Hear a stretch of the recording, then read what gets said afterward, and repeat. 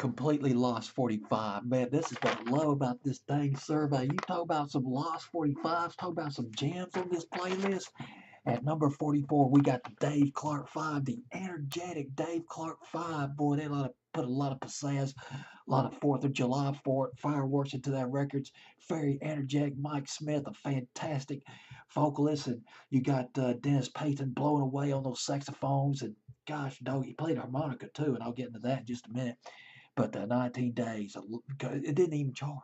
Don't think he even charted, except on WJRD's Top 11 plus 50 survey, coming in at number 44. In 19 days. It's got that loud psychedelic guitar, the Dave Clark 5, acknowledging the psychedelic fireworks that are starting to develop into the music scene back in 1966. Of course, it would flourish big time in 67, come to fruition in 67, 68, the psychedelic part of the music, of the rock and roll music. Dave Clark 5 doing a little bit of that loud guitar squalling on that record. 19 days. Dave Clark 5, man, what can I say? They were so friggin' energetic. Bits and pieces. Glad all over. Over and over, over and over. Bobby Day record. Originally done by Bobby Day in 58. Went to number 1 for the Dave Clark 5, although it didn't do as well in England. Went to number 45 in England over and over. And Catch Us If You Can. As a matter of fact, Dennis Payton wrote this song, 19 Days. The saxophone player. He played the harmonica. That harmonica solo and Catch Us If You Can. Remember that? That was Dennis Payton. He played the harmonica solo on that record. He co-wrote this record with Dave Clark. Dave Clark. Now, Mike Smith was a lead singer. Dave Clark was a drummer. Dave Clark was the businessman.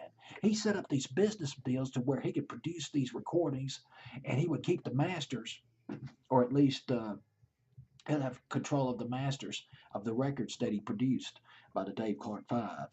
And my goodness, you got what it takes. They did that. That soulful record by Marv Johnson did that. 1960, 1961, Dave Clark 5 had a huge hit with it.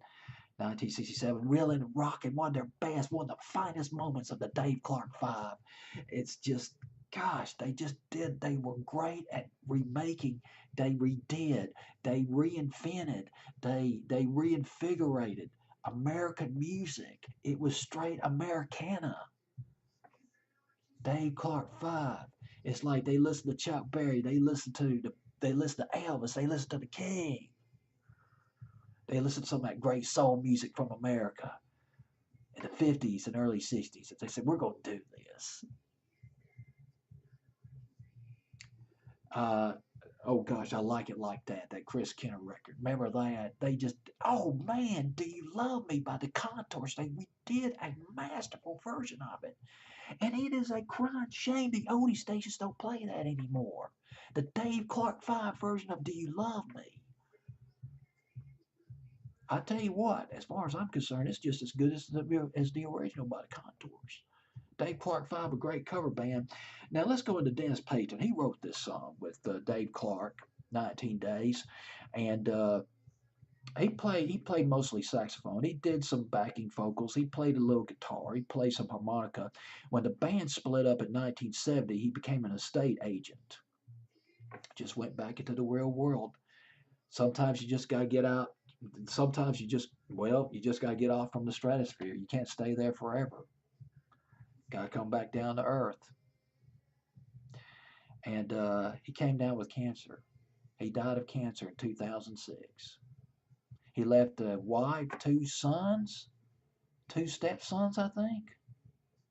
63 years old, 2006. Dave Clark 5 inducted into the Rock and Roll Hall of Fame in 2008. Boy, it was deserved. Not a genius band like the Beatles.